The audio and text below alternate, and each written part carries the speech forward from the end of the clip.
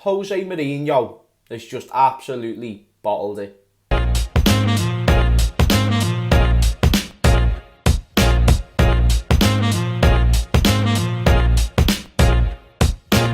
Hello there everyone, welcome back to James Redmond TV and welcome to another Rival Watch. So basically, it's been an interesting night of football that does involve the title race, and you have been enjoying these Premier League videos, so I'm going to keep bringing them to you. And make sure that you smash the likes, make sure that you are a part of the Redmond army by subscribing, and also leave your comments down below and see if you agree with my thoughts on the games and whatnot. But I've watched the Man City game against Brighton, and I also watched the Tottenham game against Fulham with expressions. I mean, where do we start? We start off with the Tottenham game, don't we? I think we always start off with the one where the drama was always at, right?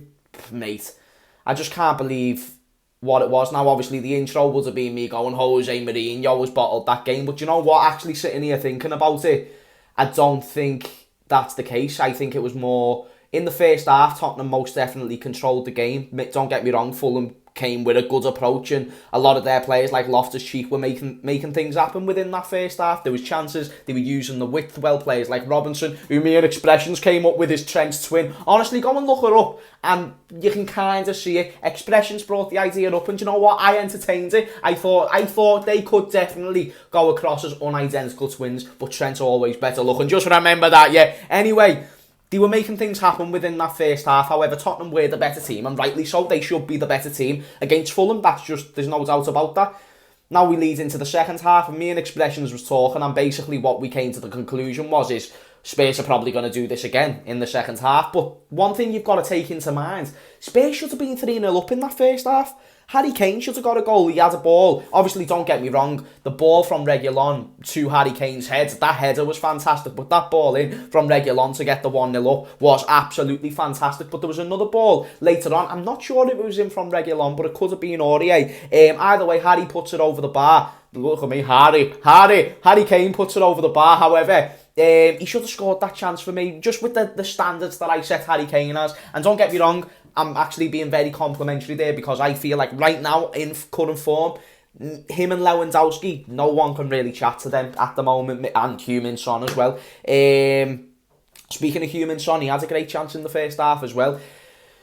You know, he had a great chance in the second half, which we'll get onto in a bit. But Spurs could have been 3-0 up by the time it got to the second half. Gets to the second half, and straight away, and I noticed it, Fulham just seemed to have this sort of zest. I don't know what word I'm looking for, but it was like they just went in, I'm not going to show you what I was about to, fuck it. Like they went in, they had a line or something, and then they came back out just ready to fucking go, mate. It's like they looked dedicated. They looked like the manager that gave them a proper talk to.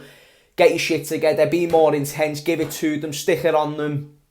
But this is why I actually come back to the point why I don't know if necessarily Jose Mourinho bottled it, because it looked like the team just lost the shape itself. And if you think if they took them earlier chances and the chances they went on to have in that second half, you know, one that stands out is the Son hitting the post through on goal. You know, even though it's on his weak side, you expect him to score it. Son hasn't even got a weak side. He hasn't fucking got one, so you'd expect him to be through on goal, one-on-one against Areola. You'd expect him to score that, man. No, ends off with the form he's been in as well. Like, if that's Mane or Salah, does not surprise me if they miss, because they're out of form right now. On their day, absolutely. But because the form that these players are in, you wouldn't think it. Now it looks like with Son, not that he's in bad form. Listen, just because you've missed a chance doesn't mean you're off form, but he missed a couple today, and that's what makes the difference for Spurs. Because I even asked Expressions, and he doesn't think it, but Spurs are title challengers right now. Maybe not after that game, but, you know, if Man United are, if Liverpool still are, if Everton are, if Leicester are, then so are Spurs. Do you get what I mean? Between 1st and 7th is so close right now that all of them right now are title contenders. It's just about who can maintain it. It's a completely different argument. But it's games like this, it's games like Newcastle for Spurs, it's games like, what was the other game that they dropped points in? I can't quite think. Crystal Palace, Liverpool as well. Them type of games that just makes me think Spurs will not go on and win this league. And it's not even through a fault of Jose Mourinho today. It was the fault of the attackers not taking their chances, and the shape of the midfield and defence was very, very poor. Reminded me a lot of quite a few performances Liverpool have had. I was going to say Aston Villa, but obviously that nothing's ever as bad as that. I'm not saying a 1-1 draw against Fulham is as bad as Aston Villa 7-2. I just mean because our shape was non-existent in that game, and it was non-existent in that second half for Tottenham, and the only difference was between that game and the Aston Villa one is Aston Villa took their chances. So it was a game of two halves. Tottenham had the better first half, Fulham had the better second half. Cavallero, I predicted them to score. You know the dance. I predict these things, yeah.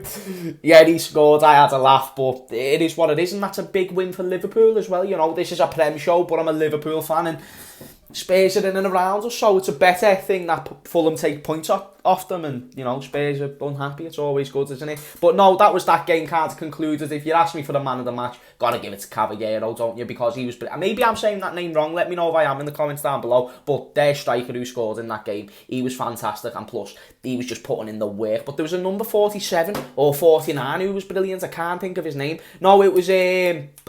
what's his name, man? What's his name? He was making a massive difference. I can't think from the top of my head. It's like... Is it McCann? No, it's not that. I don't know what I'm trying to think of, mate. Either way, if it comes to me head, it'll come to me head. He came on, though. He was like just this chesty fella, and he came on and done bits, you know what I mean? He was really good. But yeah, Spurs should have done much more. They dropped levels in the second half. For Spurs, Reguilon was fantastic. The only real player who can walk off that pitch with any sort of dignity. Don't get me wrong, other players played well, but it was the chance taken, and the shape in the second half was terrible. So it's alright to do it for 45 minutes. It's about doing it for the full game. Just drop Mini Manny there. No way. Where's Mini Manny, lad? Come here, Mini lid. Oh, wait, there we go, my guy. Anyway, Man City and Brighton, and I know some people are probably going to click off now. That being said, even though the game wasn't the most exciting, Liverpool have got to watch out for Man City now. We've had to watch out for them for a while, but there was this assumption for a minute or two there that we didn't have to watch out for Man City. Who said we didn't have to watch out for Man City? They have got ballers. Did you see who they had on the bench today? Raheem Sterling, no problemo. Fernandinho. I can't even think of the other names, but they had Bernardo Silva, Gabriel Jesus on the bench. Get on that. Ferran Torres was on the bench as well. It's coming to me now.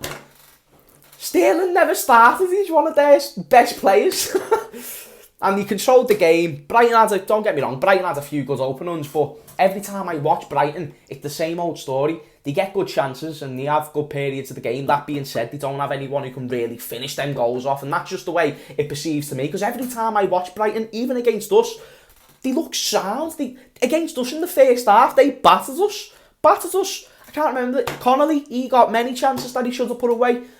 But if they have a lethal striker, possibly even like a Divock Origi, getting on the end of them chances, then they're a different proposal. I think they're aiming for top 10, probably top half at the bottom half of the table.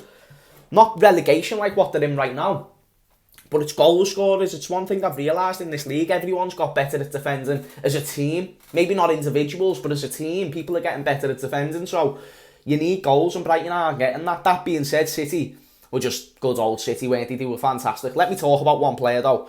Phil Foden is another level. Like, I'm telling you now, mate, like when you talk about generational talents, I'm really looking at Phil Foden and I'm thinking, as long as you don't get injured or not, mate, you are definitely, without doubt, going to be one of the world's best. I mean, I don't like bigging players up for England because I know England don't usually do well, but Phil Foden is someone to be exciting about, people. Let me tell you now, he has got skill, he has got agility, he is quick, he's got an eye for goal. That goal, you can't get it more in the corner if you fucking tried. He was unreal. Even he done a little piece of skill in the second half, and then their player, I think it was Proper, who had to take him out because he was just too good. He was just too good. I even said as well to expressions on WhatsApp. No, sorry, not on WhatsApp. It was on StreamYard before we went live. I went not necessarily right now, but Foden has all the credentials there to be a better player than Raheem Sterling and far exceed it. And he's probably not far off right now as we speak. Let's speak of Raheem Sterling. The reason why I talk about him is because, do you know, even though he is fantastic, and I'm not doubting that, and he does get many goals, he's got an eye for goal, he works perfect in that system for Pep, he misses a lot of chances. And listen, this fella has the same issue. Especially right now. But Sterling, he's had that sort of thing for his whole career. Gets many chances, but he just can't put them all away. And it does make you question, like, whether there's maybe a better finisher in that position than could be. But then it becomes a different scenario. You'll have to go out and replace someone. Sterling's obviously a big player at City, so I get that. It's not just as easy as replacing him. But then you might even just need to look within the squad to replace him in Phil Foden. I think Phil Foden's boss. I don't know, but I'm on that Phil Foden train. Choo motherfuckers, do you know what I mean? He looks amazing. So, very impressed by Phil Foden.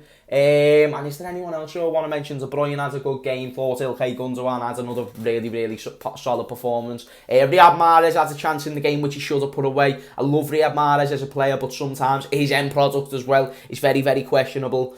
No, that was who started, not Bernardo Silva. I think Bernardo Silva was on the bench. Can't quite remember. Anyway, that game was brilliant for City, and I should have really brought my laptop so I could look up the next few fixtures, but from what I've heard and from what I can vividly remember, they've got a few easy fixtures coming up, which doesn't bode so well for Liverpool, because that could mean, I think they've still got a game in hand, and that could mean if they win that, go on the next 6 games winning streak, then that means they'll have won the last 18 out of 18 or something. And believe me, go and look up the fixtures, they are winnable games, people. So City are smashing it. If you're a City fan, you should be excited, because I think you have slightly gone to the favourites. I'm going to go with Liverpool still, because I support them, and on current form I certainly can't do it, but I'm going to go with the team I said from the start of the season. So that's why I'm saying Liverpool will still win the league. But if there's one team that we have to worry about, Liverpool fans, neutrals, Man United fans, Man United fans, I am a bit salty, aren't I? Don't give a fuck though. If there's one thing we can all agree on, City are boss. Be all and end all. But nah, people, thank you for watching this Rival Watch Premier League show. Rival Watch, it was another good one. Some good games today. Let me know if you want to keep seeing these. Let me know in the comments down below. Make sure you smash the likes. And do you know what? Even though I take the piss, and I know a lot of United fans probably don't like me, I know a lot of neutrals probably don't like me, even possibly a few Liverpool fans. If you're coming here, even if you're coming here to hate in the comments, nice one, because you're supporting a brother and it's massively appreciated, and I certainly don't deserve it. So, nice one, people. Smashing it. Everyone's been killing it. Big up the Redmond's army, and I will see you all next time. Yeah, peace out.